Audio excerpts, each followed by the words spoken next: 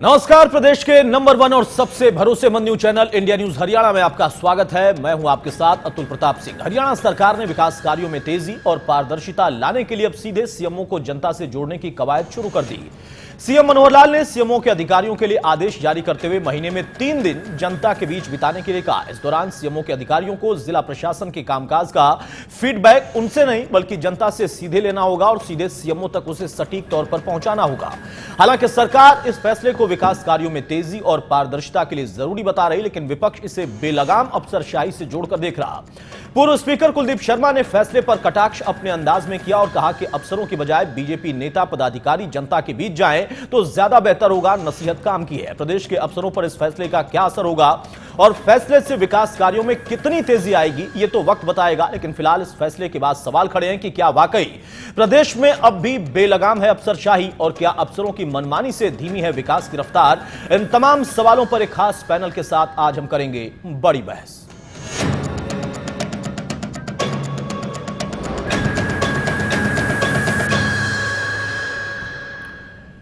जी हां, तो नया फैसला पारदर्शिता बढ़ाने के लिए, काम में तेजी लाने के लिए तर्क दिया गया, लेकिन सवाल भी खड़े होने लगे। क्या प्रदेश में वाकई अफसरशाही बेलगाम है और शायद इसी बात का एहसास अब हुआ अपनों ने ही कराया तो जाकर यहां पर यह नया कदम उठाया गया और उसका क्या असर होगा। क्या अफसरों की मनमानी से ही धीमी है विकास की रफ्तार।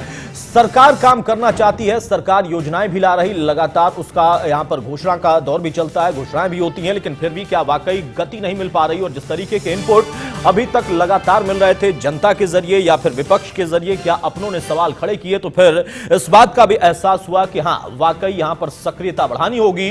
हालांकि विपक्ष इस फैसले पर भी सवाल खड़े कर रहा और यह कहा गया कि अपने लोग यानी पदाधिकारी जो लोग हैं, नेता इस पार्टी से जुड़े, उनको भेजें, तब पता चलेगा कि जनता के बीच में अभी माहौल है क्या सरकार के प्रति।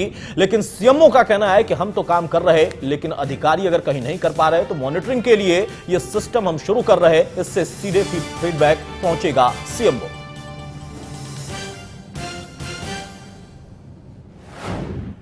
सबसे पहले देखते हैं कि आखिर सीएमओ के अधिकारियों के लिए दिशा निर्देश दिए क्या गए हैं, क्या उनको निर्देशित किया गया है, क्या काम उनके लिए तय किया गया। अफसरों पर सख्ती की तैयारी में हरियाणा सरकार, क्योंकि लगातार जो इनपुट मिल रहे थे उससे बेचैन है सरकार भी। महीने में 3 दिन अब सीएमओ के अधिकारी मौजूद रहेंगे जनता के बीच में। 3 दिनों तक प्रदेश की जनता के बीच रहने का उनको आदेश दिया गया और उन्हीं से सीधे फीडबैक लेने की बात कही गई है कि अधिकारियों का कामकाज क्या है, उनका रवैया क्या है, किस तरीके से शिकायतों का वो निपटारा करते हैं। यानी कुल मिलाकर अब लगाम कसने की तैयारी है, शिकंजा कसने की तैयारी है। फैसला एक तरफ हम कह सकते हैं कि वाकई बेहतर है, लेकिन फैसले के मायने क्या है, कदम उठाने के पीछे मंशा क्या है, क्या मजबूरी है या फिर किस तरीके से कदम उठाया गया और उसके अलावा इसका असर कितना होगा, प्रभाव कितना होगा भविष्य में, यह इस वक्त का सबसे अहम सवाल।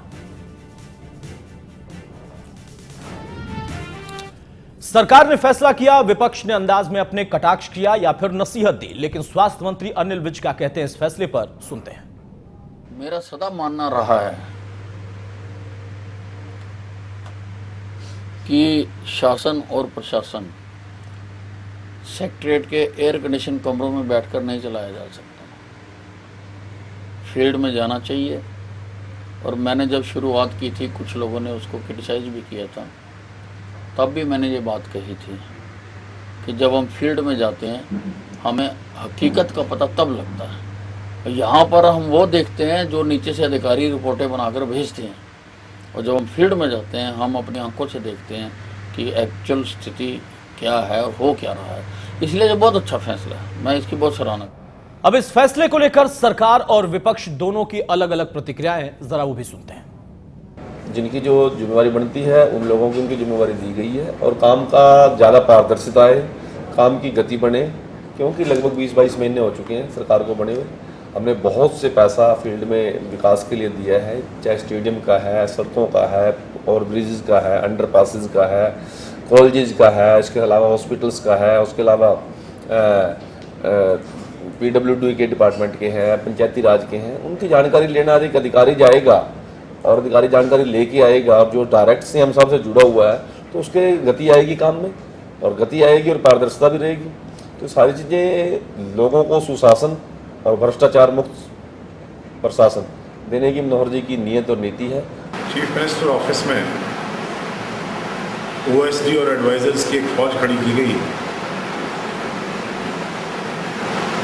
पता नहीं किस प्रकार की एडवाइस, किस प्रकार का उनका संचालन है। हरियाणा से तो कोई है नहीं। यहाँ की जो धरातल की बातें हैं वो ये OSDs, मेरा मानना ये है कि OSDs और जो ये सरकारी अधिकारियों के बल पर कभी राजनीतिक दल चला नहीं जाता। सदैव लोगों के बीच में स्वयं जाकर, न कि अधिकारियों को भेजें। अधिकारी अलग से जाएं, अपना काम करें, लेकिन जनता के बीच में अगर भारतीय जनता पार्टी के पदाधिकारी जाएंगे, मिलेंगे, तो उनको इस बात का आभास होगा कि आज जनता में कितना रोष है इस सरकार पे। हम ये कह सकते हैं कि वाकई फैसला ठीक है कि सीएमओ से जुड़े हुए अधिकारी सीधे आम जनता के बीच में रहेंगे, फीडबैक लेंगे। अधिकारियों से क्या उनके रिश्ते हैं, यानी आम जनता किस तरीके से उनसे संवाद स्थापित कर पाती है और कितना काम होता है, शिकायतों का निपटारा कितना होता है या उसकी गति क्या है, इन तमाम चीजों की वो पड़ताल करेंगे और फिर वो जानकारी सीधे सीएमओ तक जाएगी तो उसका असर दिखेगा। लेकिन अब सवाल यहां पर यह खड़ा है कि आखिर ये करने की पीछे वजह क्या है, अचानक से इसकी याद क्यों आती है?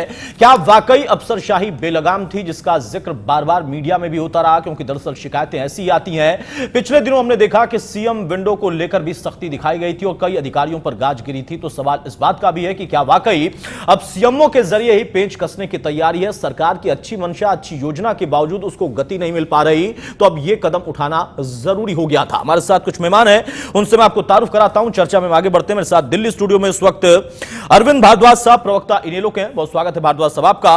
और प्रदीप मलिक मेरे साथ चंडीगढ़ से जुड़े हैं, वरिष्ठ पत्रकार, बहुत स्वागत है मलिक साहब आपका। और कुछ और मेहमान हमारे साथ थोड़ी देर में जुड़ेंगे, तब तक हम चर्चा को आगे बढ़ाते हैं। सबसे पहले भारद्वाज साहब, मैं आपसे जानना चाहता हूं, ये जो फैसला है, क्या इसको मैं कह सकता हूं व्यक्तिगत तौर पर एक पत्रकार के नजरिए से कि हाँ, कि ये जरूरी था, अब अभी उठाया गया कदम वो अलग मसला है, लेकिन सीएमओ और उससे जुड़े अधिकारी सीधे जनता से संवाद स्थापित करेंगे और मॉनिटर करेंगे कि दरअसल योजनाओं की गति क्या है, क्रियान्वयन क्या है, अधिकारियों का रवैया, उनकी शैली और उनका संवाद कितना है आम जनता से, इसका असर तो सकारात्मक पड़ सकता है। जरूरी था ये कदम उठाना। अरविंद जी। हाँ अतुल जी, हमारा जो देश है हिंदुस्तान, उसका जो लोकतंत्र है वो सबसे बड़ा और सबसे स्वस्थ इसलिए माना जाता है क्योंकि यहाँ एक आम आदमी की भूमिका भी उतनी है जितनी एक उद्योगपति की या इस देश के प्रधानमंत्री के, मुख्यमंत्री, क्योंकि एक आम आदमी ही अपने प्रतिनिधि को चुनकर भेजता है, चाहे वो विधायक हो, सांसद हो, सरपंच हो, पार्षद हो या और कोई भी प्रतिनिधि हो, वो आम आदमी उसे चुनकर भेजता है। और आज की जो हमारी भाजपा की जो हरियाणा सरकार है, इसने जो एक ये निर्णय लिया है, आप पिछले 2 साल का इनका जो जितने भी निर्णय लिए गए अफसरशाही को लेकर, उन सबको अगर देखें, कई बार ये बयान देते हैं कि ज्यादातर अफसर पुरानी सरकारों के हैं, इन्हें लोग के कांग्रेस के लगाए हुए हैं, वो हमारे हिसाब से काम नहीं करते हैं, हम उनको ठीक कर देंगे, और भी बहुत सख्त भाषा का प्रयोग इनके कई मंत्रियों ने किया, घोड़ों तक के से कंपेयर किया इनके सांसद और मंत्रियों ने, तो इस तरह की भाषा ही बोलते रहे। दूसरा, आज अगर देखा जाए, ये कहते हैं कि सीएमओ के जो अधिकारी हैं उनको हम फील्ड में भेजेंगे फीडबैक लेने के लिए। मतलब जो जिले के अधिकारी हैं उनकी शिकायतें हैं, उनके खिलाफ लोग शिकायतें देते हैं कि वो जनता की सुनवाई नहीं करते, उसकी जांच करने भी अधिकारी जाएंगे, तो फिर विधायक क्या काम करेंगे?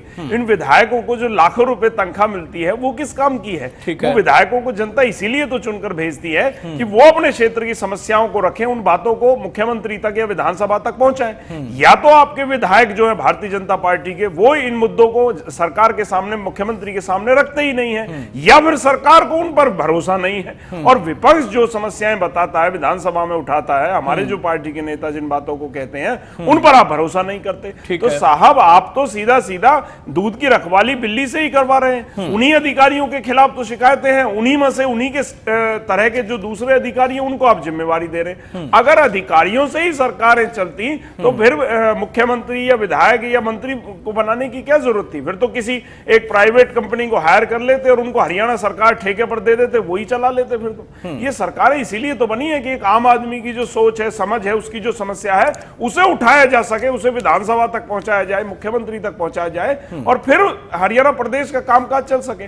परंतु इस तरह के निर्णय लेकर हरियाणा प्रदेश की जो सरकार है वो इस लोकतांत्रिक जो प्रक्रिया है हमारे देश की उस पर कुठाराघात करती है, उसे खत्म कर देना चाहते हैं। ये संवैधानिक जो प्रक्रिया हमारी है कि चुनाव से व्यक्ति चुनकर जाएंगे, विधायक चुनकर जाएंगे और वो अपने क्षेत्र का प्रतिनिधित्व करेंगे। ठीक है। या तो आप ये मान लें कि जो आपके विधायक हैं वो फेल है, वो संभाल नहीं पा रहे। दूसरा, आपने हर जिले में एक एक प्राइवेट व्यक्ति, अपना एक निजी व्यक्ति नियुक्त कर दिया, हर जिले में नियुक्त कर दिया, और उनको आपने जो आईएएस जैसे एग्जाम जो क्लियर करके बच्चे आते हैं या युवा आते हैं, उनकी रिपोर्टिंग उस एक निजी व्यक्ति के हाथों में दे दी, जिसकी काबिलियत भी कोई नहीं, जिसने कोई यूपीएससी का एग्जाम क्लियर नहीं किया, कोई बहुत बड़ी ट्रेनिंग उसे नहीं दी गई। तो इस तरह के निर्णय लेकर हरियाणा प्रदेश की भाजपा सरकार हरियाणा प्रदेश के माहौल को खराब करना चाहती है। पीछे जब जाट आरक्षण आंदोलन में जब सरकार विफल रही तो बहुत बड़ी बड़ी बातें की गई, हम अफसरशाही को काबू करेंगे, अफसरों पर नई तरह की प्रक्रियाएं आएंगी, अफसरों पर नियंत्रण सरकार का होगा।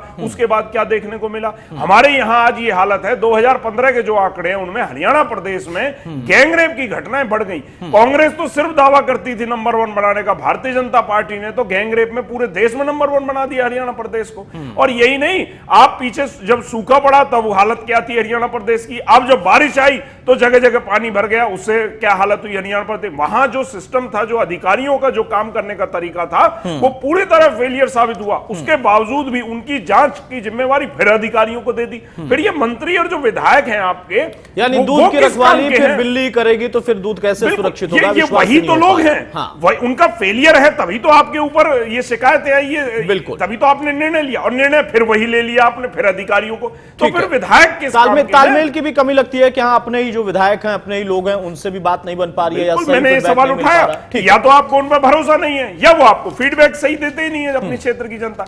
इनके एक ऐसे भी विधायक हैं जो अभी मानसून सत्र में सिर्फ जो 4 दिन का था और बड़ी मुश्किल से कुछ ही विधायकों को समय मिला था बोलने का, उसमें उन साहब ने ये नहीं कहा कि मेरे क्षेत्र की ये समस्याएं हैं, जल भराव है, पानी है, बिजली है। वो कहते हैं कि साहब हमारी सैलरी बढ़ा दीजिए। तो इस तरह के जब विधायक हैं तो जरूर हो सकता है सरकार को भरोसा भी नहीं होगा। बिल्कुल, तो मुश्किल यहां पर यह भी है कि अपनों पर ही या तो भरोसा नहीं है या फिर तालमेल नहीं है। प्रदीप मलिक, बताइए, हम अफसरशाही का जिक्र करें, विकास की रफ्तार जो धीमी है उसका जिक्र करें, उसके पहले मैं चाहूंगा इस फैसले को हम एक पत्रकार के नजरिए से कैसे देख सकते हैं कि हाँ ठीक है, सीएमओ डायरेक्ट मॉनिटरिंग कर रहा है, एक सिस्टम केंद्र में भी हमने सुना है, देखा है कि हाँ पीएम साहब, पीएमओ जो हैं वो लगातार खुद अपनी मॉनिटरिंग अपने सिस्टम के जरिए करते हैं, सभी की करते हैं। ये जरूरी भी कहीं ना कहीं हो सकता है कि कहां कोई गड़बड़ी कर रहा है, लेकिन हरियाणा में आखिर क्या जरूरत पड़ी कि अब जब 2 साल लगभग होने वाले हैं, उस दौर में आकर सरकार ये फैसला लेती है। अधिकारियों की इंक्वायरी अधिकारियों के जरिए हो रही है, अब ऊपर सीएमओ के अधिकारी आएंगे, जनता से मिलेंगे और लोकल लेवल के जो अधिकारी हैं उनके बारे में रायशुमारी करेंगे, फीडबैक लेंगे और फिर वापस सीएमओ तक पहुंचाएंगे। इसकी क्या जरूरत महसूस हो रही थी?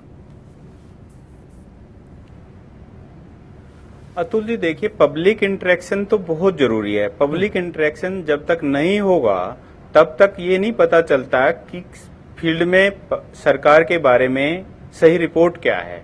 ठीक है, सरकार के पास रिपोर्टें आती रहती हैं, सीआईडी की भी आती हैं, लेकिन जो अब इन्होंने जो किया है कि इन्होंने जो फील्ड में अपने सीएमओ ऑफिस के लोग उतारे हैं, तो ये 2.25 साल से ज्यादा समय हो गया। अब तो 26 अक्टूबर को तो 2 साल हो जाएंगे। तो क्या ये बताइए कि अभी तक कहाँ थे? क्या अभी तक इन्होंने फील्ड में जाके अपनी पता नहीं किया कि क्या जनता क्या कहती है? अब इसमें जो इन्होंने उतारे हैं 21 लोग जाएंगे, तो उसमें जो अरविंद जी कह रहे हैं उसमें अफसर नहीं है, उसमें कुछ एमएलए भी जाएंगे। ठीक है, उसमें एमएलए जो ये हैं हरविंदर कल्याण है, ये भी जाएगा, मैडम है सीमा त्रिखा, वो भी जाएगी, और ज्ञानचंद गुप्ता जी, 3 तो ये एमएलए भी जाएंगे। ठीक है, और दूसरा है ऑफिसर को छोड़ दें हम, मुकुल कुमार और नीरज दफ्तोर को छोड़ दें, बाकी सभी ओएसडी को फील्ड में तैनात किया, सबको अलग अलग जिले दिए।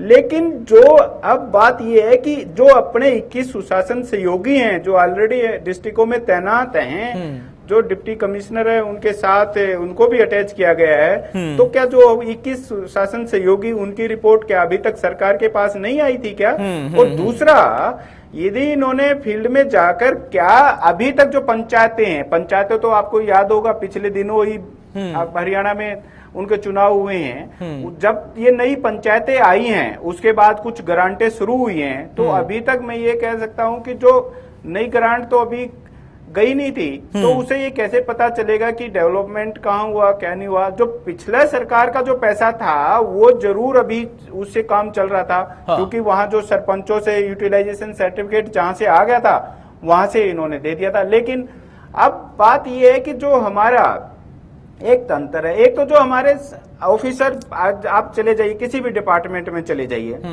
वहां 40 से 45% तो वैसे ही स्टाफ कम है। अब जब स्टाफ कम है तो काम तो सफर हो रहा है। एक सीएम विंडो है, सीएम सिंगल विंडो जिसपे शिकायतें आती हैं, उस पे आ तो रही हैं शिकायतें, 1.5 लाख से ज्यादा करीब शिकायतें भी आई हैं उस पे। बिल्कुल। अब एक बात बताइए कि जो सीएम सिंगल विंडो पे कोई ऑफिसर यदि कोताही बरतता तो उसको तो आप सस्पेंड कर देते हो, और जो ऑफिसर भ्रष्टाचार के आरोप में है उसको आप बहाल कर देते हो। पिछले दिनों में बता देता हूँ, फरीदाबाद और इधर दक्षिण हरियाणा में पिलर बॉक्स घोटाला हुआ था, जिसकी कई बार चर्चा की है। वो ज्यादातर ऑफिसर बहाल कर दिए गए हैं, गुरुग्राम में भी हुआ का आरोप लगा है। और जो सीएम सिंगल विंडो पे कोई छोटी सी लापरवाही बरता है उसको आप सस्पेंड कर देते हो। तो ये ऐसा नहीं होना चाहिए, एक सिस्टम होना चाहिए। अब हम पिछले साल का आप कैलेंडर उठा के देख लें, उसके नीचे क्या लिखा हुआ है, मिनिमम गवर्नमेंट मैक्सिमम गवर्नेंस लिखा हुआ है ना, 2015 का। अब मिनिमम गवर्नमेंट मैक्सिमम गवर्नेंस किस बात की होगी मेरे को बता दो, क्योंकि जो आपके सलाहकार हैं, जो सीएम ऑफिस में जो सलाहकार हैं, उनकी तादाद यदि आप देखें तो लीगली देखें तो 16 के करीब हैं, और जो ऐसे सलाहकार हैं जिनको आपने लेटर नहीं दिए तो टोटल आपके 19-20 तो सलाहकार ही हो जाते हैं। ठीक है। इतने सलाहकार हैं। एक ओएसडी पिछले दिनों विजय शर्मा था, उनको अभी इन्होंने हाल ही में रिलीव किया है। तो इतने सलाहकार, फिर किस बात का मिनिमम गवर्नमेंट मैक्सिमम गवर्नमेंट? आपके मंत्रिमंडल में आपका पूरा कोटा पूरा हो गया है। तो एक तो ये जो बातें हैं ना, आज आपको ठीक है कि पब्लिक आपने भेज दिए, ठीक है आपको रिपोर्ट दे देंगे, लेकिन वो रिपोर्ट तो मिल जाएगी, उसको इम्प्लीमेंटेशन कब करेंगे? बिल्कुल। सबसे जरूरी चीज होता है चीजों को इम्प्लीमेंटेशन करना। जब तक इम्प्लीमेंटेशन नहीं होगा कैसे रिजल्ट आएगा? आपको याद हो पिछले दिनों जगमग, एक हरियाणा करके एक जगमग गांव करके एक स्कीम चलाई थी, जिसमें ये कहा था कि हम ये गांव गोद लेंगे, ये लेंगे, फीडर लेंगे। कितने एमएलए गए हैं वहां पे, जाके पता कर लीजिएगा। वो जो जगमग, उसके तहत आपका जो एक तो आपका जो डिफॉल्टर अमाउंट है, रिकवरी नहीं हो पा रही आपके पास। 6200 करोड़ तो आपका इन कंपनियों का, बिजली कंपनियों का वैसे ही फंसा। क्या रिकवर हो गया? क्या आपकी बिजली चोरी रुक गई? कहाँ रुकी है? पहले से ज्यादा लाइन लॉस अब है, और जो चोरी है, बिजली की चोरी की वो भी बढ़ रही है। ठीक है। तो कहाँ ये कहने का मतलब, ये देखिए, ये जो बहुत कंपाइल तरीके से प्रदीप मलिक ने एक पत्रकार के नजरिए से बताई है, तो यहाँ कई चीजें हैं। टाइमिंग को लेकर भी सवाल खड़े हो रहे हैं। सबसे उसके अलावा ये सकारात्मक बात ये है कि हाँ, पब्लिक इंटरेक्शन होना चाहिए, लेकिन जो होना चाहिए वो उसका असर कितना हो रहा है, टाइमिंग को लेकर भी सवाल खड़े हैं। उसके बाद आपने तमाम जगहों पर अलग अलग व्यवस्थाएं कर रखी हैं, ओएसडी से लेकर सुशासन सहयोगी और फिर सलाहकार, हर चीज का जिक्र हो रहा है। तो फिर आखिर इन तमाम चीजों से असर पड़ा कितना है? हो सकता है कि कदम बेहतर हो, उसका नतीजा अच्छा हो, हम जल्दबाजी ना करें, लेकिन जो पहले तय किए गए थे, जिन लोगों को पहले जिम्मेदारी दी गई है, उनकी जिम्मेदारी से कितना प्रभाव पड़ा है? सवाल इस बात का, यही सबसे बुनियादी सवाल है। अरविंद जी, फिर से मैं आपके पास आ रहा हूं। बार बार इस बात का जिक्र होता है कि अफसरशाही और बेलगाम अफसरशाही, क्या वाकई आज की जरूरत ही हो गई थी कि सीएमओ के अफसर ही आकर इन अफसरों के बारे में जानकारी लेंगे, या असल में कुछ अपनों ने खुले मन से सवाल खड़े कर दिए? मैं गडकरी साहब की तरफ निशाना साध रहा हूं, तो या उनके बारे में जिक्र कर रहा हूं जो उन्होंने बोला है, उसके बाद ये कवायद तेज कर दी गई है। अतुल जी, जो सवाल उठे हैं, जैसे गडकरी जी की आप बात कर रहे हैं या और भी किसी ने उठाए हैं, तो वो अफसरशाही पर ही उठाए हैं कि वो बेलगाम है, वो सरकार के काबू से बाहर हैं। तो इसका अर्थ ये नहीं है कि आप उस अफसर के ऊपर एक और नया अफसर लगा दें। यही तो समस्या थी कि भारतीय जनता पार्टी की सरकार ये नहीं समझ पाई कि असल समस्या है क्या। समस्या ये है कि जो पॉलिटिकल जो लोग हैं, जो जनता के चुने हुए जो प्रतिनिधि हैं, आप उन पर भरोसा कीजिए, आप उनके जरिए फीडबैक लीजिए, और अपने कार्यकर्ता और अपने जो विधायक हैं उनसे कहिए कि वो जनता के बीच रहें, वो चंडीगढ़ या अपने मकानों में, आलीशान मकानों में नहीं बैठे रहें, वो जनता के बीच रहें, क्योंकि जनता से उनका डायरेक्ट संवाद है, वो चुनकर आए हैं। उन्हें जनता अपना फीडबैक देगी, जो समस्याएं हैं उनको उठाएं। जैसे कि अभी बात हो रही थी, प्रदीप जी बात कर रहे थे सीएम विंडो की। सीएम विंडो पर पिछले 19 महीने में आज 28,000 एप्लीकेशन पेंडिंग है, जो शिकायतें हैं, ये उसका रिजल्ट है। दूसरा, इन्होंने शुरू किया आदर्श ग्राम योजना, सांसद को गांव को दे दिया, विधायक को दे दिया, डीसी को दे दिया। उसके बाद रामविलास शर्मा जी ने कहा कोई अच्छा हो तो हमारे स्कूलों को भी गोद ले ले। फिर अनिल विज जी ने कहा कोई अच्छी उद्योगपति हो तो हमारे अस्पतालों को भी गोद ले ले। तो ये एक नया इन्होंने प्रयोग किया। उसके बाद रिजल्ट क्या रहा, आप किसी भी गांव में जाकर देख लीजिए, जो गोद लिए गए, आदर्श गांव बना गए, उनकी और गांवों से भी ज्यादा दुर्गति है। जो उम्मीद उन्होंने की थी, वहां एक नया पैसा ये नहीं लगा पाए। वहां वो सांसदों ने जाकर दोबारा पलटकर भी नहीं देखा कि वहां क्या हालत है। तो ये कोई भी योजना जब आप शुरू करते हैं, उसके फ्यूचर क्या रहेगा, उसका रिजल्ट क्या रहेगा, ये सोचकर होना चाहिए। रिजल्ट ओरिएंटेड योजना होनी चाहिए। मैं उदाहरण देना चाहूंगा, चौटाला साहब ने एक योजना शुरू करी थी कि सरकार आपके द्वार। उसमें क्या होता था, खुद मुख्यमंत्री सभी विधानसभा क्षेत्रों में जाकर कुछ समय बाद, 1 महीने 2 महीने बाद, सभी विधानसभा में जाकर जनता दरबार लगाया करते थे और जनता की एप्लीकेशन लेकर वहीं मौके पर सारे अधिकारी होते थे और वहीं ड्यूटी लगा जाते थे और ये कह के जाते थे कि दोबारा जब मैं यहां आऊंगा जनता दरबार में तो ये शिकायत दोबारा मेरे पास नहीं आनी चाहिए। ठीक है। और ये एक ऐसा प्रयोग था जिसे उनके बाद कई और प्रदेशों में, कई और सरकारों ने, कांग्रेस, भाजपा और भी प्रदेशों में उसे यूज किया गया, उसे लागू किया। यहां तक कि राजस्थान में आज भी लागू है। परंतु एक नया इन्होंने प्रयोग किया, सीएम विंडो। अब बताइए, उस सीएम विंडो से एक तो जो पहले अधिकारी, नई तो भर्ती आपने की नहीं, पुराने जो थे उन पर और बर्डन पड़ गया, ओवरलोड हो गया। ठीक है। उसके बाद ये एप्लीकेशन पेंडिंग, तो वो आएंगी जब उनके पास काम, वो कहां से करेंगे? वही लिमिटेड अधिकारी फिर सस्पेंड होने के लिए तैयार। बिल्कुल, फिर आपने सस्पेंड किए। तो ये जो फेलियर है, ये अधिकारियों का कम, सरकार का फेलियर है। और सरकार अपने फेलियर को नहीं समझ रही, बल्कि उन चीजों में अधिकारी वही है, काम कराना आना चाहिए, सरकार को काम ठीक है। मैं रोकूंगा आपको भारद्वाज साहब। हमारे साथ बाकी मेहमान भी जुड़ चुके हैं। मेरे साथ इस वक्त गुरुग्राम से रमन मलिक साहब, प्रवक्ता बीजेपी के जुड़ रहे हैं, बहुत स्वागत है मलिक साहब आपका। और प्रदीप जिलदार, नेता कांग्रेस के हमारे साथ जुड़े हैं, बहुत स्वागत है प्रदीप जिलदार आपका। रमन मलिक साहब पूरी बात को समझ के और उसका पूरा जवाब दे, बाकी सभी मेहमानों का। उसके पहले मैं चाहूंगा कि कांग्रेस की प्रतिक्रिया भी हो जाए। प्रदीप जिलदार साहब बताइए, सरकार का यह फैसला आज के दौर में सीधे इंटरेक्शन होगा सीएमओ का जनता से और अधिकारियों का फीडबैक लेंगे, रिपोर्ट लेंगे, कितना कारगर है और क्यों जरूरी था?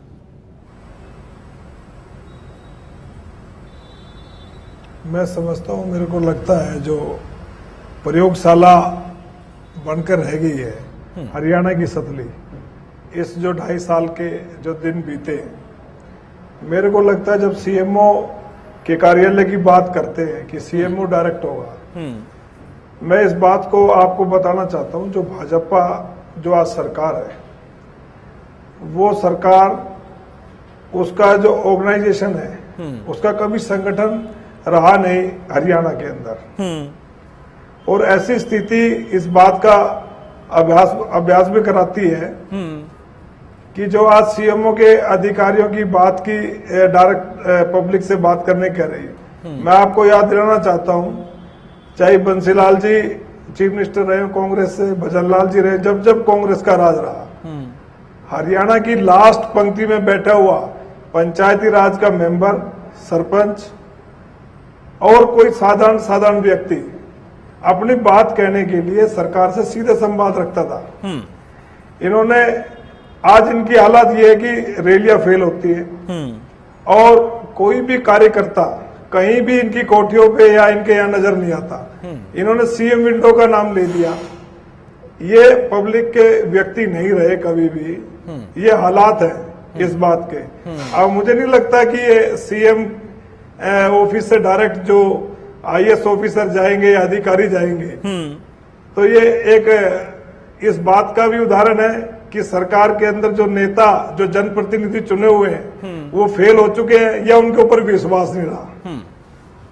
तो ये इस तरह से जब अधिकारियों का इंटरफेयर डायरेक्ट होगा तो सरकार के पास जनता का तो अभाव खत्म ही हो गया, संपर्क ही खत्म हो गया। ठीक है। तो ये मेरा मानना है, आधिकारिक तौर पर जो भाजपा का हम सब चर्चा करते थे कि जनता से विश्वास उठ चुका है। जनता ने माना था कि हवा के अंदर सरकार बनी थी, मगर लोगों को विश्वास था हरियाणा की जनता जनार्दन का कि शायद सरकार किसी की भी रहो, प्रदेश की तरक्की होनी चाहिए। ठीक है। प्रदेश के अंदर और आगे बढ़ने का काम करने का काम सरकार करेगी, मगर नजर नहीं आता है। ठीक है, कोई रमन ना मलिक कोई साहब, नया रमन मलिक साहब छोड़कर बताइए, प्रदेश की जनता लगभग का 2 साल का विकास वक्त पे बीतने ध्यान वाला, 2 साल पूरे होने वाले, उस बीच में एक और नया कदम उठाया है। क्यों जरूरी हो गया था ये कदम? पहले से ओएसडीज, पहले से सुशासन सहयोगी, पहले से न जाने कितने और अन्य व्यवस्थाएं सलाहकारों की, उसके अलावा सबसे अहम कि आपके मंत्री, आपके विधायक, आपके प्रतिनिधि, ये सब कुछ थे, तो फिर सीएमओ सीधे क्यों जो है जनता से संवाद स्थापित कर रहा है? वो भी इसलिए क्योंकि अधिकारियों की रिपोर्ट लेनी है। कहां पर रिपोर्ट नहीं मिल पा रही थी, कहां गलती हो रही थी, क्यों आखिर ऐसा कदम उठाना पड़ा? जनता से इंटरेक्शन एक पार्ट है, उसका हम स्वागत करते हैं, लेकिन अधिकारियों से रिपोर्ट लेने की आखिर क्या गड़बड़ी महसूस हो रही थी जो कि सीएमओ ने कदम उठाया है?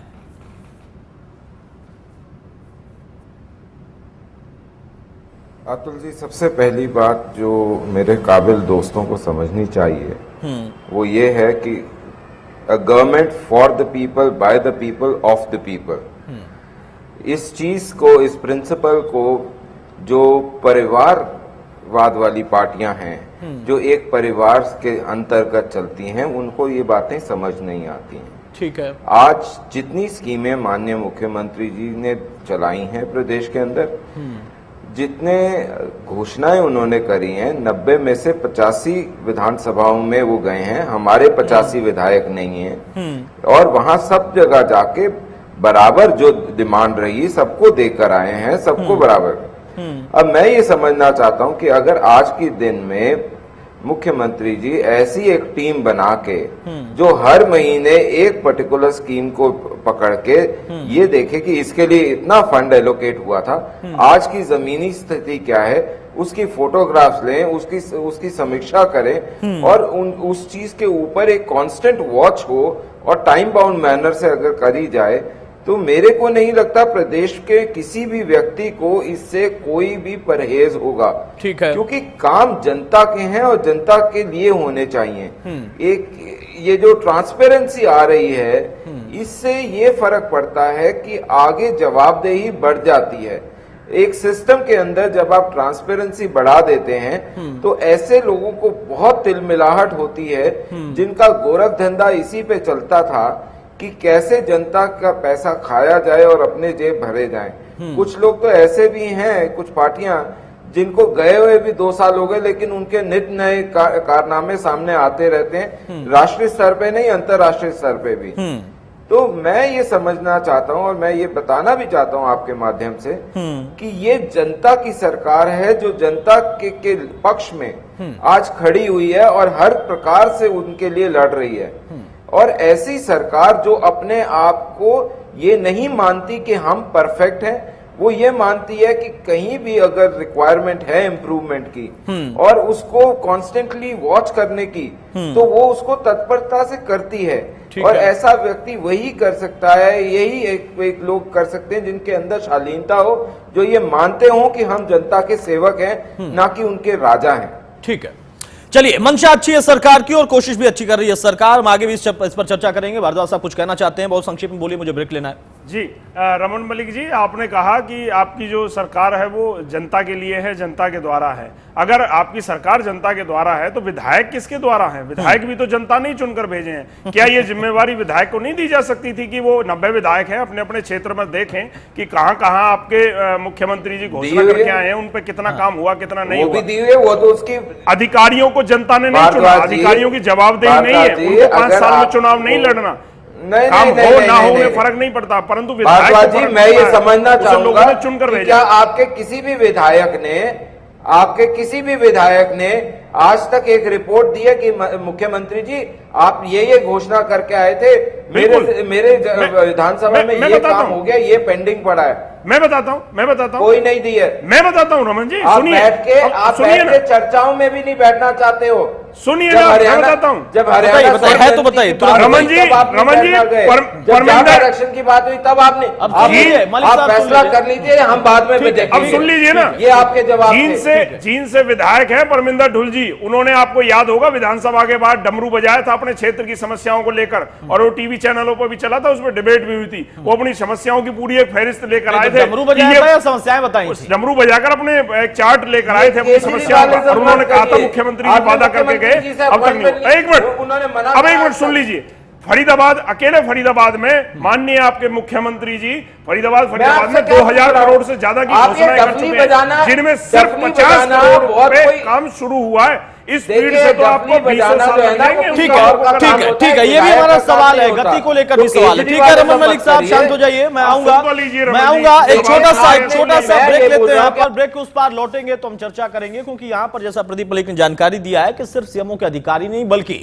कुछ और भी हैं, जिसमें सीपीएस भी हैं, उसके अलावा विधायक भी हैं, तो वो लोग भी इस टीम में रहेंगे। तो इसका सकारात्मक क्या हो सकता है प्रभाव? क्या वाकई ये जरूरी था? सरकार की मंशा हो सकता है कि बहुत बेहतर काम करने की ओर इसका असर पड़ सकता है, लेकिन उसमें नकारात्मक चीजें ढूंढना एक राजनीति का मसला अपना अलग होता है।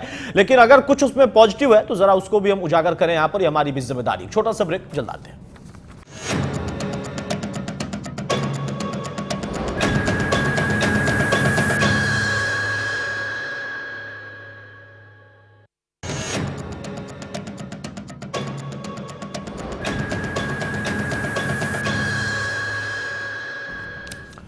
चलिए ब्रेक से हम आगे बढ़ते हैं। रमन मलिक साहब, मैं आपके पास ही आ रहा हूं, फिर बाकी मेहमानों के पास जाऊंगा। ठीक है, आपकी सारी चीजें बहुत अच्छी हैं और आपने पारदर्शी तरीके की एक प्रक्रिया और शुरू की है, लेकिन इसके पहले मीडिया कहता था, विपक्ष कहता था, आम जनता कहती थी, पत्रकार कहते थे, हम सब कहते थे कि अफसरशाही बेलगाम है, आप नहीं मानते थे। क्या यह कदम अफसरशाही पर ही लगाम लगाने के लिए उठाया गया है? और अगर यह उठाया गया है तो इसमें जिम्मेदारी किसको किसको दी गई है? क्या विधायकों के जरिए, सलाहकारों के जरिए, ओएसडीज के जरिए, या फिर सुशासन सहयोगियों के जरिए बात पहुंच नहीं पा रही थी?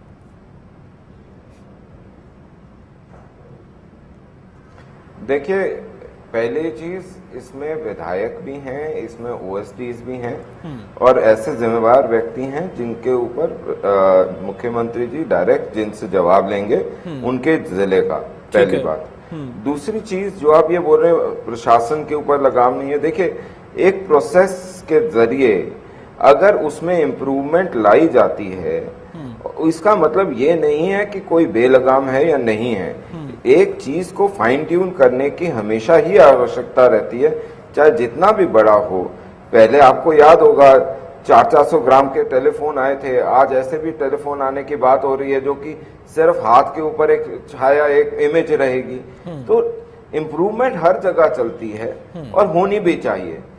तीसरी बड़ी चीज, ये जो टीम है इसका स्पेसिफिक काम ये है कि एक तो जनसाधारण की जो उन्हें पता लगती हैं तकलीफें, वो तो एक है ही है क्योंकि पब्लिक इंटरेक्शन है। ठीक है। उससे बड़ा काम जो इस पूरी टीम का है वो ये है कि एक स्पेसिफिक टीम जो कि सिर्फ इस विषय को देख रही है कि अगर एक स्कीम के ऊपर पूरे प्रदेश में एक्स अमाउंट लगा है तो उस एक्स अमाउंट में से खर्चा क्या गया, उसका एज ऑफ डेट उसका स्टेटस क्या है, कितना कंप्लीट हो गया। सपोजिंग ग्राम सचिवालय की बात लूं तो ग्राम सचिवालय कितने बन गए, उसमें क्या फैसिलिटी आ गई है, क्या नहीं आ रही, पब्लिक को क्या प्रॉब्लम है, क्या नहीं है, उसमें पब्लिक के बैठने की जगह अच्छी है। सर, मेरा सवाल यही था, मैं समझ रहा हूं आप विस्तार से एक बिंदु बता रहे हैं। मेरा सवाल यही था कि क्या ये चीजें जानकारी में मिल रही थी लेकिन वाया जहां से मिलनी चाहिए वहां से नहीं मिल रही थी, इसलिए एक नई टीम का गठन किया गया, एक नई प्रक्रिया। मॉनिटरिंग होना अच्छी बात है, लेकिन अब तत्काल इसकी जरूरत कैसे पड़ गई? ऐसा नहीं होता। ये पहला साल अमूमन अतुल जी, पहला साल अमूमन सरकार को एक बारी एक सिस्टम को हाथ में लेते हुए लगता है। उसके बाद दूसरे साल में आप स्कीम्स लेकर आते हैं जो कि जनहितकारी हो और उसके साथ साथ उसका इम्प्लीमेंटेशन शुरू हो जाता है। ठीक है। और मुख्यमंत्री जी ने भी गुड़गांव के अंदर प्रेस कॉन्फ्रेंस में ये बहुत स्पष्ट रूप से बोला था कि पहला साल हमने पकड़ा है, दूसरे साल में हमने स्कीम्स लेकर आए हैं निरंतर, और तीसरे साल से हम अपनी रिपोर्ट कार्ड जनता के समक्ष रखने लग जाएंगे कि हमने ये काम पूरे कर दिए। तो अगर आप देखें तो हम बिल्कुल ट्रैक पे चल रहे हैं और हमारे को इससे फर्क नहीं पड़ता आज के समय में कि दुष्प्रचार कौन क्या करना चाहता है। हमारी नीयत सिर्फ जनता की सेवा करने की है। हमारी नीयत ये नहीं है कि हम कितने पैसे अपनी जेब में डालें और बाद में हम जेल में जाके ठीक है, आपकी नीयत अच्छी है तो बस ठीक है, बाकियों की नीयत क्या थी वो छोड़ दीजिए, क्यों ऊपर आते हैं। हर बात में राजनीति नहीं होनी चाहिए। ठीक है, बताइए जेलदार साहब, बताइए क्या वाकई प्रदेश में जो अफसरशाही का सवाल उठता था, बेलगाम अफसरशाही, निरंकुश अफसरशाही, उसकी वजह से कदम उठाना पड़ा है जिसमें सीपीएस के साथ, विधायक के साथ साथ सहयोग सलाहकार भी रखे जाएंगे और साथ ही साथ सीएमओ के अधिकारी, यही इसके पीछे मंशा है? ठीक है सर, राइट। हमारे साथी जो रमन भाई अपने सरकार के मुखौटा बनकर बैठे हैं और वो कहना चाहते हैं, उनका कर्तव्य बनता है हर बुराई को अच्छाई में तब्दील करना। हम पूछना चाहते हैं, जो साथी कह रहे हैं कि अब अधिकारी जाएंगे, पब्लिक से डायरेक्ट मिलेंगे, इंटरेक्ट होगा, मैं पूछना चाहता हूं क्या डीसी जिले का मालिक होता है, उसके नीचे एसडीएम होता है, उसके नीचे तहसीलदार होता है, उसके नीचे पटवारी होता है, और पूरा पंचायती राज और जो पब्लिक से डायरेक्ट होता है, क्या वो फेल हो चुके हैं क्या? या डीसी जितने भी आईएएस ऑफिसर फेल हो गए लगते हैं। अब नए गुजरात से लेकर आ रहे हैं तो अलग बात है कि वहां से कैडर लेके आएंगे हरियाणा को चलाने के लिए। एक हमारे साथी ने बात जेल की, इसकी बात कहते रहते हैं, जेल जाएंगे या नहीं जाएंगे, या कौन जेल चला गया। आज ये जेल की धमकी देने लगे हैं लोगों को। अब इनका तानाशाही का रवैया देखिए, किस तरह राजनीति जनता ने दी है आप लोगों को प्रदेश की तरक्की करने के लिए। आप कौन सी भावना के अंदर बह के चले गए हमें नहीं पता। और मैं ये भी कहना चाहता हूं साथ साथ, जो आज अफसरशाही हावी होने का काम जो हमेशा हम सब ने भी उठाया है, आज वो पूरा का पूरा उजागर होकर इनके सामने आ गया है। ये जनता के ऊपर, इनका जनता के प्रतिनिधियों पर विश्वास नहीं है, पूर्ण रूप से उठा हुआ है। और मैं एक बात और बताना चाहता हूं, जो जग जाहिर है और सब जानते हैं, भाजपा का जो भी जनप्रतिनिधि है और जो भी अधिकारी है, वो पूरा का पूरा गुलाम है आरएसएस का। एक एक छायाकार मंत्री, एक एक छायाकार अधिकारी उनके साथ रहता है। तो ये इनकी मानसिकता से कब भाजपा उभरेगी, और इस प्रदेश की जनता ने जो इनको जन समर्थन दिया है, उसके बदले में कब हमें यहाँ गुड़गांव में मैं स्टूडियो में बैठा हूँ, कब हमारी रोडें बनेगी, कब हमारा पानी जो बरसात का आता है उसको निकालने का बंदोबस्त होगा, कब जाम से हमारा पीछा छूटेगा, ठीक है। कब गरीब 10 साल में आप लोगों ने इन चीजों पर सोच लिया होता तो आप 2 साल में इनसे नहीं पूछते। 2 साल में रोड कहीं हवा नहीं होती, चंदा मामा पर नहीं चलेगी। ठीक है, रमन मलिक साहब जवाब दीजिए संक्षेप में, फिर बाकी मेहमानों के पास जाऊं। जेलदार साहब ने एक सवाल पूछा और भारद्वाज साहब ने भी एक सवाल उठाया था कि क्या आपके विधायक, क्या आपके मंत्री फेल हो गए हैं, क्या उनसे तालमेल नहीं है, या फिर जैसा जेलदार साहब ने सवाल पूछा है कि डीसी से लेकर जितने अधिकारी हैं क्या वो फेल हो गए? रमन मलिक। देखिए, मैं ये नहीं मानता, क्योंकि इन्होंने एक भ्रम की राजनीति के अलावा इन्होंने आज तक 70 सालों में कुछ करा नहीं है, तो वो इन्हें आता भी नहीं है। आपको तो 2.5 साल आपकी बारी में मैं नहीं बोला था जेलदार साहब। जेलदार साहब थोड़ा सा शांत रहिए, शांत रहिए। आपकी बारी में अतुल जी, ये कोई डिबेट का प्रकरण नहीं है, ये कोई तरीका नहीं है डिबेट का। रमन मलिक साहब आप बोलिए, तरीके से। अगर नहीं करना चाहते तो मैं चुप हो जाता हूँ, यही बोला लीजिए। आप किस तरह से आज तानाशाही का दे रहे हो? ठीक है, तानाशाही अगर आपके नेता बोलते हैं मैं शेर हूँ, रमन मलिक साहब जगह मिलता है, एक जंगल में मिलता है, दूसरा चिड़ियाघर में, तीसरा सर्कस के अंदर से बदले की भावना जो सामने निकल के आ रही है। ठीक है, तीन जगह मिलता है, एक जंगल में, दूसरा चिड़ियाघर में और तीसरा सर्कस में। देखिए अतुल जी, बहुत स्पष्ट रूप से एक बात बोल दूं, ये सिविल एडमिनिस्ट्रेशन अपनी जगह है, और अभी भी मेरे मित्र बिल्कुल मेरे साथ बैठे हुए, फिर भी उनको ना सुनने में आया ना समझ में आया कि इस काम का मतलब ये है कि जो स्कीम्स चली हुई हैं उनका एक्सपेंडिचर, उनका एक ऑडिट करना उसका मेन उद्देश्य है। जनता से संपर्क भी एक उद्देश्य है, लेकिन मेन उद्देश्य उन स्कीमों का इम्प्लीमेंटेशन, एक्सपेंडिचर को रखना और उसको टाइम बाउंड मैनर से इंप्लीमेंट हो जाए। ये अगर मेरा फिर यही सवाल था, यही मेरा दूसरा सवाल है। मैं आप दोनों को रोक रहा हूं, मैं दोनों को रोक रहा हूं, रमन मलिक आपको भी रोक रहा हूं, प्रदीप जेलदार आपको भी रोक रहा हूं, और प्रदीप मलिक के पास मैं जाऊंगा। उसके पहले यहां पर मैं चाहूंगा कि आप अपनी बात रखें भारद्वाज साहब की। दरअसल अभी जिस पर हम यहां पर जिक्र कर रहे थे कि एक तरफ अफसरशाही, आपस में तालमेल की कमी, और फिर वो हमारा आखिरी सवाल जिसका जिक्र अब यहां पर जेलदार साहब ने उठाया है, और फिर रमन मलिक साहब कह रहे हैं कि यही उद्देश्य है इस टीम को गठित करने का कि जो योजनाएं हैं उनकी ऑडिटिंग, उनकी गति, क्या वाकई सरकार की जो तमाम घोषणाएं थी, योजनाएं थी, उनको गति नहीं मिल रही थी और यही कारण है कि सीएमओ को सीधे सब कुछ अपने हाथ में लेना पड़ा। बिल्कुल अतुल जी, सरकार की जितनी भी योजनाएं हैं लगभग धरातल पर वो सभी फेल हैं। मैं एक उदाहरण दे देता हूं। खुद माननीय मुख्यमंत्री जी, जो भारतीय जनता पार्टी नमन मलिक जी के जिन्हें वो बहुत लोकप्रिय बताते हैं, उनकी एक योजना उन्होंने शुरू करी, स्वच्छता अभियान हरियाणा में। उसकी शुरुआत फरीदाबाद की एक कॉलोनी से हुई, कृष्णा कॉलोनी है वो, वहां से शुरुआत करी है। लगभग 2.25 साल हो चुके, वो दिसंबर 2014 में की थी।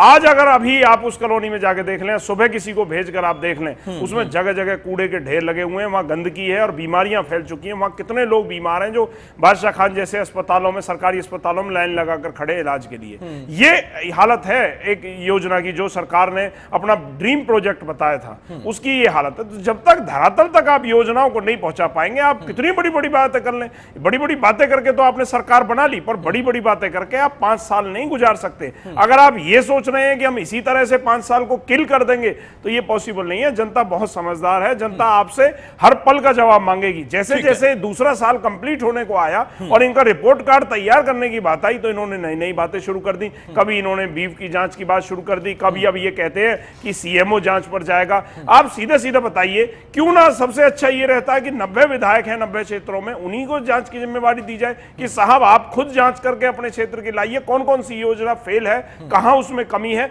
उनकी रिपोर्ट आप खुद बना कर दें हमें, हम उसे स्वीकार करेंगे और उस पर काम करके दिखाएंगे।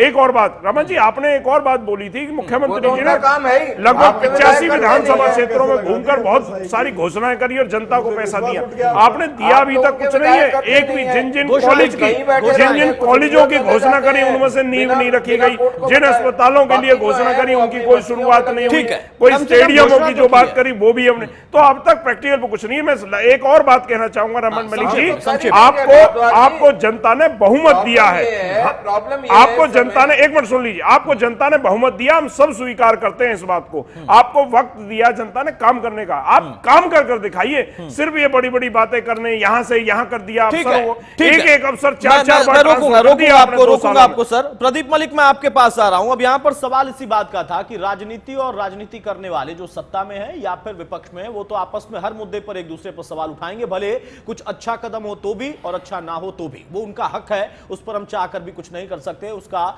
जिक्र जरूर कर सकते हैं। लेकिन अब यहां जो सवाल यह है कि सीएमओ और सीएमओ की टीम, जिसमें आपने बताया कि सीपीएस भी हैं, उसके अलावा उसमें विधायक भी हैं, कुछ और लोगों को जोड़ा जाएगा सलाहकार, क्या वाकई जो इनपुट्स मिल रहे थे अफसरशाही के, वो सबसे मुख्य वजह थी और उसमें अपने लोगों पर भी कहीं ना कहीं विश्वास नहीं हो पा रहा था कि इनके जरिए सही इनपुट मिल रहे हैं, नहीं मिल रहे हैं? और फिर जो योजनाएं, क्योंकि ताबड़तोड़ योजनाओं का जिक्र हो रहा है और घोषणाएं भी हो रही हैं, मुख्यमंत्री इसमें वाकई सक्रिय हैं, इसमें कहने की जरूरत नहीं है। वो अलग बात है कि उनकी गति क्या है, गति को लेकर भी सरकार चिंतित है। यह अच्छी बात है कि चिंतित है, लेकिन यह भी एक विषय है इसके पीछे।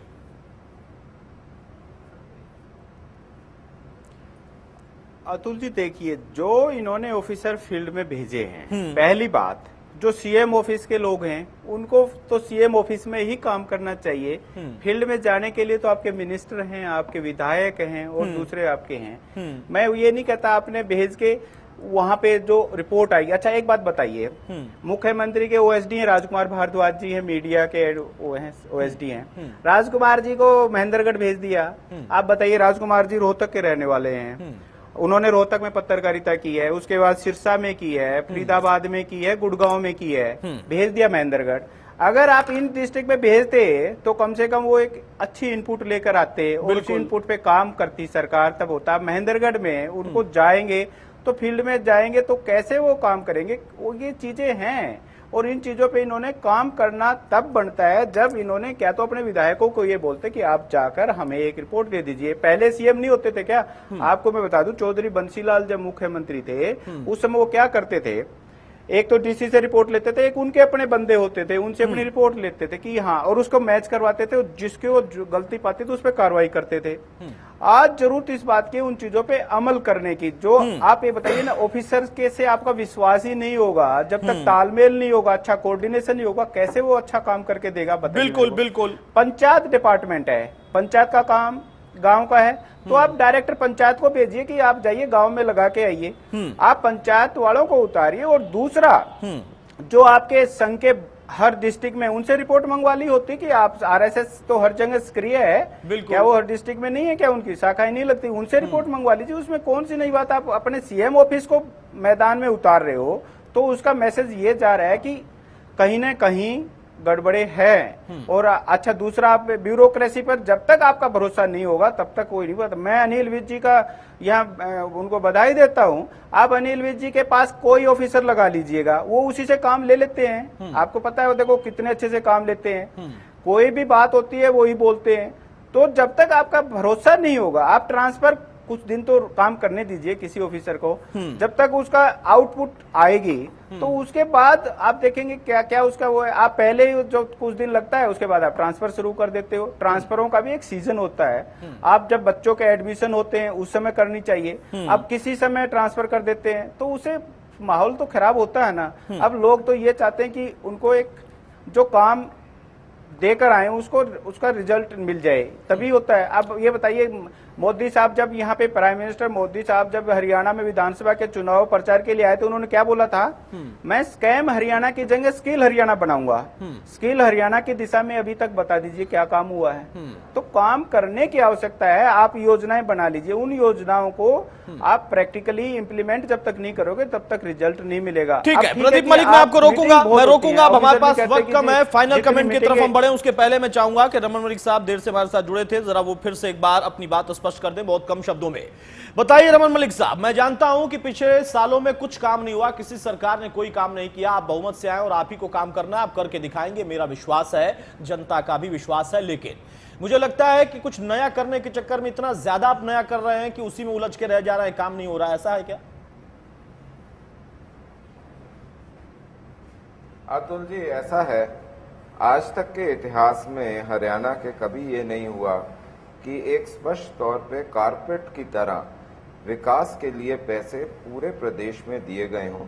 एवरेजली 100 करोड़ के करीब हर डिस्ट्रिक्ट में, कहीं 150 है, कहीं कुछ कम होगा, लेकिन एवरेज 100 करोड़ के करीब हर डिस्ट्रिक्ट में दे दिया गया और 50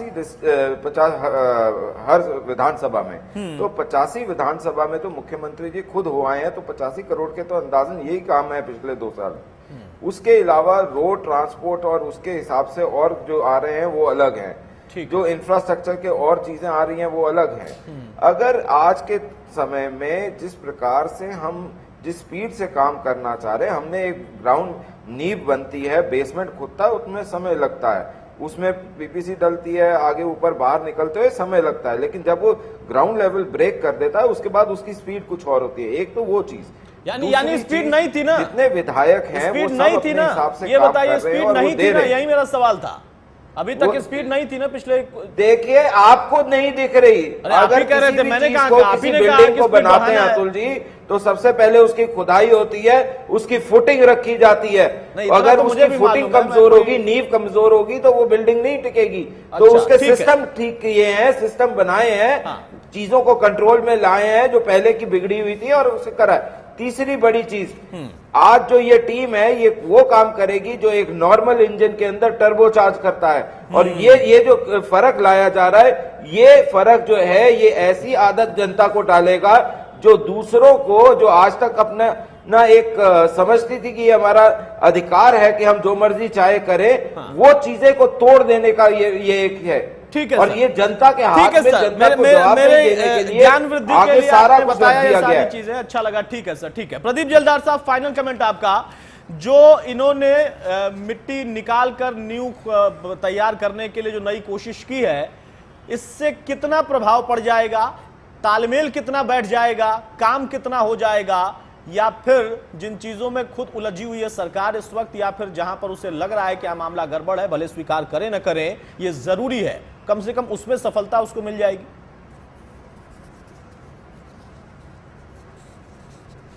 एक तो ये निश्चित हो गया कि जनप्रतिनिधियों से विश्वास उठ गया। इसका ये जो गठन हुआ इस बात को बताता है। रमन मलिक भाई हमारे कॉर्पोरेट सेक्टर की राजनीति करने वाले हैं। मैं बताना चाहता हूँ ये तो मददगार होंगे इस जो योजना करी है, तो पूरा जोर लगा रहे हैं। कभी किसी गांव में ग्रास रूट लेवल पे काम नहीं किया। ग्रास रूट लेवल पे जो साथी काम करने वाले हैं वो तो है ही नहीं भाजपा में, वो तो अपने दरवाजे बंद करके और आरएसएस की स्कीम जो पॉलिसी है वो आरएसएस की गुलामी में घिरे हुए हैं। जनता की जिस दिन सेवा करेंगे तो ये इन चीजों की जरूरत ही नहीं पड़ेगी। इन चीजों की जरूरत क्यों पड़ी हुई है? क्योंकि कभी जनता से सीधा नाता नहीं रहा और जिनका नाता उनके ऊपर विश्वास नहीं रहा, ये इस बात को भी दर्शाता है। तो मैं भाजपा जो आज 2.5 साल के अंदर नई नई पॉलिसी लाके आई है, ये उसी तरह की अभी 2 पॉलिसी साल पूरे नहीं हुए। है। मैं बताना चाहता हूँ, जैसे समुद्र के अंदर जैसे वो एक हवाई जहाज होता समुद्री, और उसमें सब छोटे से लेकर बड़ा कर्मचारी काम करता है। अगर छोटे कर्मचारियों से जब विश्वास उठ जाता है तो समुद्र के अंदर 2.5 साल के अंदर तो आधी इनकी डूब चुकी है और 2019 में पूर्ण रूप से डूब जाएगी। इनकी सारी पॉलिसी जो आई है, ठीक है, ऐसा होगा तो जहाज आप लोग संभाल लीजिएगा। टाइम पास करने का काम कर रहे हैं इनके पास। जहाज नहीं डूब पाएगा, ऐसा होगा तो आप लोग आइएगा, जहाज संभाल लीजिएगा। ठीक है, ठीक है। जनार्दन तैयार आपने कहा है। जनता से संवाद, आप लोग भी जनता से अगर संवाद में रहे होते लगातार तो आज खटिया लगाने की जरूरत नहीं पड़ती। बहरहाल कभी गाड़ी पे ऊपर बैठकर चलते थे, आज खटिया लगा के बैठ रहे हैं। ठीक है, ठीक है। भारद्वाज साहब, फाइनल कमेंट आपका। सारी चीजें एक तरफ, अगर इसमें वाकई कुछ सरकार की मंशा ठीक है, सकारात्मकता है, अगर है, मैं कहता हूं अगर है इसमें तो क्या इसको लागू करके तेजी से इस पर काम होना चाहिए, भले उससे कम से कम जनता का भला कुछ हो, योजनाएं जो हैं उनको गति मिले। अतुल जी, एक तो ना भारतीय जनता पार्टी की सरकार को एक फोबिया है कि कुछ नया किया जाए, नई योजनाएं लाई जाए, चाहे वो अच्छी हो या नहीं हो, परंतु नई हो। जबकि होना ये चाहिए कि चाहे अच्छी हो या नहीं, चाहे अच्छी हो या खराब हो, परंतु योजनाएं मतलब जनता के काम की होनी चाहिए। इससे फर्क नहीं है कि नई है या पुरानी है। बिल्कुल। आप ये देखिए कि वो धरातल पर कितना फिट बैठ सकती है, लोगों के काम आ सकती है। और जो भी आप करने जा रहे हैं, देखिए सरकार आपकी पूर्ण बहुमत की है, आप जो निर्णय लेंगे वो करेंगे।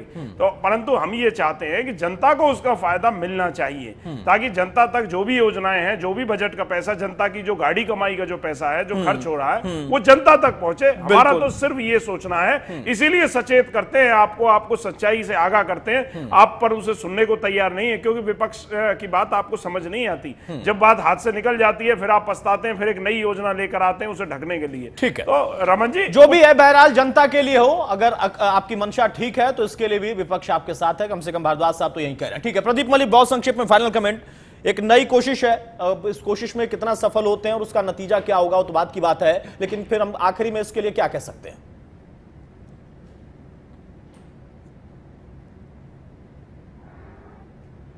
कट गया, फोन कट गया। चलिए, प्रदीप जी के पास मेरी आवाज नहीं जा रही है, मैं चाहूंगा बहुत जल्द उनके पास फोन को जोड़ दिया जाए। उसके पहले रमन मलिक साहब का फाइनल कमेंट बहुत संक्षेप में लेते हैं। रमन मलिक साहब, बताइए, आपने कहा सब कुछ पारदर्शी तरीके से करने के लिए, तेज गति से करने के लिए और बाकी जितनी भी चीजें हैं जो कि आरोप के दौर में उनसे अलग हमारी मंशा ठीक है। टाइम बाउंड का भी आपने जिक्र किया। मैं ये पूछना चाहता हूं आज ही कि जब ये टीमें आएंगी और रिपोर्ट लेंगी और देंगी तो फिर टाइम बाउंड कितना होगा कि हां गड़बड़ है तो कार्रवाई कितनी, योजनाएं हैं तो कितनी तेजी से उनका काम? बहुत जल्द, बहुत संक्षिप्त में।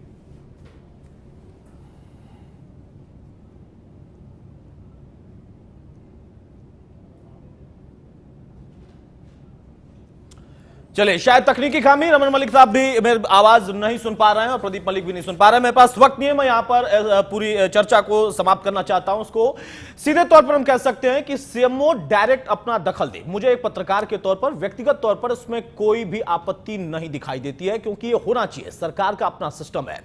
लेकिन विधायकों से क्या तालमेल की कमी है या वहां पर बात बन नहीं पा रही? क्या जो सलाहकार से लेकर वहां सुशासन सहयोगी नियुक्त किए गए हैं, क्या उनके जरिए बात नहीं बन पा रही?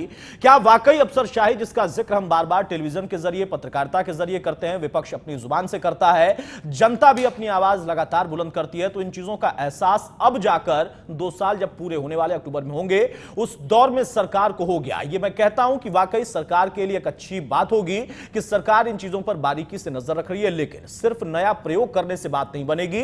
प्रयोग करने के बाद उसका नतीजा निकालें, क्योंकि वक्त बड़ी तेजी से बीत रहा है और फिर आखिरी दौर में प्रयोग करने का वक्त नहीं मिलेगा और फिर जहाज किसी और के पास हो जाएगा। नमस्कार।